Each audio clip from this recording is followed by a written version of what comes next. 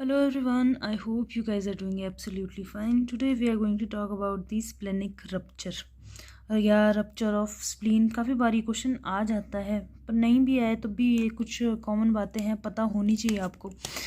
तो स्प्लीन अहम हिस्सा है शरीर का, पर जब रप्चर हो जाता है तो स्प्लीन को निकालने की ज़रूरत पड़ जाती है मैक्सिमम टाइम.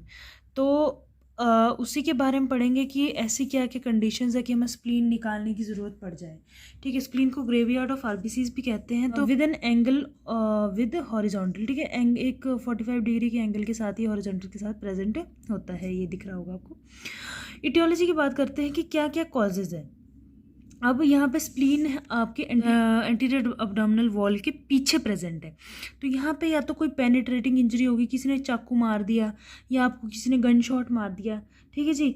तो इन सब चीज़ों में क्या होगा कि आपका स्प्लीन रप्चर होने के बहुत चांसेस है. ये स्प्लीन के जो आसपास वाले ऑर्गन्स है, जैसे पेनक्रियाज है या इधर किडनी वगैरह है पीछे की तरफ, या आपके इंटेस्टाइन्स है, उनके रप्चर होने के चांसेस भी बहुत ज़्यादा होते हैं. तो खतरा सब में ये, पर हम स्प्लीन की बात कर रहे हैं. तो नॉन पेनिट्रेटिंग इंजरी, जैसे कि एक्सीडेंट हो गया, आपका बंदा बाइक से गिर गया, तो वहाँ पे कुछ टाइम बाद देखोगे आपकी ब्लूइश डिस्कलरेशन हो रही है यार, है ना. कुछ जो सिम्टम्स आ रहे हैं इसके स्प्लेनिक रप्चर के, जो हम आगे पढ़ेंगे अभी, तो उसमें आपके फिर डॉक्टर के पास जाने की आपकी इमीडिएट ज़रूरत पड़ जाती है. कई बार ऐसा होता है कि सिम्टम उस टाइम नहीं आते, थोड़े दिनों बाद भी आते हैं. उसकी वजह भी बताएंगे हम आगे जाके. सर्जिकल में कोई सर्जरी के दौरान ऐसा हो गया, जैसे हम ये देखते हैं कि हम एक्सपोज कर देते हैं एंटीरियर एब्डोमिनल वॉल को.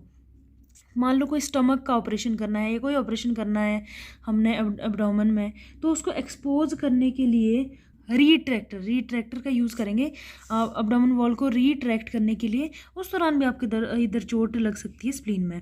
स्पॉन्टेनियस में कोई भी पैथोलॉजिकल कॉज है, कोई पैथोलॉजी है स्प्लीन में, जैसे कि स्प्लीनोमेगैली है या ल्यूकीमिया वगैरह है कोई, इस वजह से क्या हो सकता है कि आपका स्प्लेनिक रप्चर हो सकता है.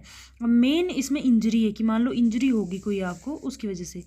पैथोलॉजी में हम देखेंगे सबसे पहले तो उसी टाइम, मान लो आपको कुछ चाकू मारा किसी ने, उसी टाइम आपको सिम्टम आने शुरू हो जाएंगे. इंट्रापेरिटोनियल ब्लीडिंग उसी टाइम हो जाएगी. पर कुछ इसमें दो चांसेस, या तो बंदा मर जाए या फिर उसको ट्रीटमेंट का चांस मिल जाए और वो बच जाए. नेक्स्ट इज डिलेड किस वजह से होगा कि मान लो स्प्लीन रप्चर हुआ है, मान लो स्प्लीन यहाँ से रप्चर हुआ है, तो यहाँ पे एक खून का थक्का बन गया है जिस क्लॉट कहते हैं. ठीक है जी. तो हीमेटोमा, या तो हीमेटोमा बन गया है या खून का थक्का बन गया है, या आपकी यहाँ पे आपको पता है ग्रेटर ओमेंटम लेसर ओमेंटम होता है, उसने कवर कर लिया है. तो कुछ टाइम बाद ये जो ब्लड क्लॉट है जो वो एंजाइम्स की वजह से गल जाएगा और उसके बाद ब्लीडिंग होगी, तो इसीलिए उसको डिलेड ब्लीडिंग कहते हैं. Next is occult rupture. Occult rupture में कि वही कुछ इसमें पहले से डिजीज़ है, जैसे सूडोसिस्ट वगैरह है, जो पहले डायग्नोज नहीं हो पाया था पर अब रप्चर होने के बाद डायग्नोज हो रहा है. इसके क्लिनिकल फीचर्स की बात करेंगे. जब ब्लड लॉस होता है तो ऑब्वियसली हार्ट रेट बढ़ता है, बीपी कम होता है, पेल हो जाएगा बंदा और शॉक की कंडीशन आ गई चाहिए. शॉक इंपॉर्टेंट पॉइंट है. ठीक है जी. ब्रूजिंग टेंडरनेस होगी. अब आपको कैसे पता चलेगा, आप लेफ्ट अपर क्वाड्रेंट पे जाओगे, यहाँ पे ब्रूजिंग होगी, नीला दिखेगा वो वाला पार्ट, और टेंडरनेस छूओगे तो दर्द होगा बंदे को. ठीक है जी.